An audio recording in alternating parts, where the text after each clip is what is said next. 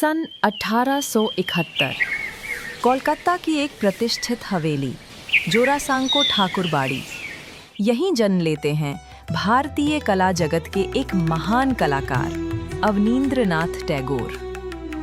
एक ऐसा परिवार जहां हर कोने में संगीत, साहित्य और कला की सुगंध बसी थी।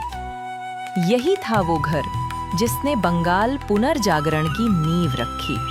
बचपन से ही अवनींद्रनाथ रंगों के संसार में खोए रहते। माँ के हाथों में रंग देखकर वे पूछते, क्या मैं भी इनसे कुछ बना सकता हूँ? और माँ मुस्कुराकर कहती, हाँ बेटा, ये रंग तुम्हारे अपने हैं, मन से बनाओ। शायद उसी दिन एक चित्रकार का जन्म हो चुका था, रविंद्रनाथ टैगोर। उनके चाचा, उनके मार्गदर्शक, उनकी कविता और संगीत ने छोटे अवनींद्रनाथ के भीतर सृजन की लौ जगा दी। रविंद्रनाथ कहते, कला केवल चित्रों में नहीं, आत्मा में बसती है। और उसी दिन अवनींद्रनाथ ने ठान लिया, कला को आत्मा से महसूस करना है, सिर्फ देखना नहीं। अवनींद्रनाथ का मन किताबों से ज्यादा आसमान, बादलों और रंगों में बसता था। माँ ने कभी उसकी कल्पना को रोका नहीं।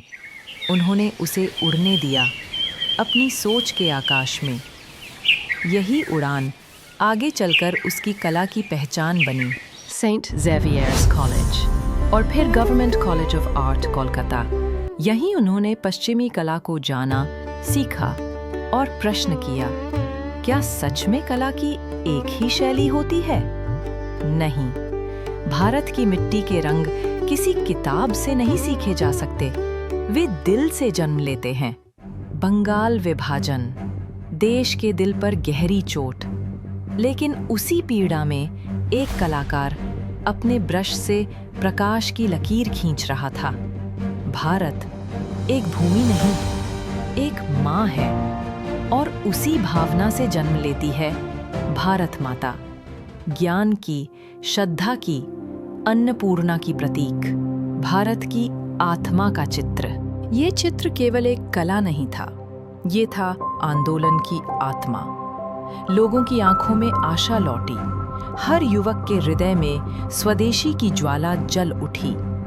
अवनींद्रनाथ की कला ने वो कह दिया जो शब्दों में कहना कठिन था। भारत जाग चुका था, और साथ ही अवनींद्रनाथ की कला भी। उन्होंने संकल्प लिया, भारतीय चित्रकला को विदेशी प्रभावों से मुक्त करेंगे, और इसी सोच से जन्म हुआ बंगाल स्कूल ऑफ आर्ट। ये केवल एक संस्थान नहीं, एक सांस्कृतिक पुनर्जन्म था। उन्होंने कहा, कला को आंखों से नहीं, मन से देखो। नंदलाल बोस, आसित कुमार हलदार, जामिनी रॉय उनके शिष्य नहीं, उनकी विरासत थे। थोड़ा रुककर, जब रेखाएं मौन बोलने लगें, तब समझो तुमने सच्ची कला को छू लिया है। 1940 का दशक, भारत स्वतंत्रता की दहलीज पर था। वृद्ध अवनींद्रनाथ खिड़की के पास बैठे, किताब और ब्रश दोनों साथ रखे हुए। वे कहते हैं, चित्र और शब्द दोनों ही आत्मा के आईने हैं। जब रंग थक जाते हैं तो शब्द बोलने लगते हैं। 1905 दिसंबर 1951, एक दीपक की लौ बुझती है, पर उसी क्षण भारत माता के चित्र पर उजाला फैलता है।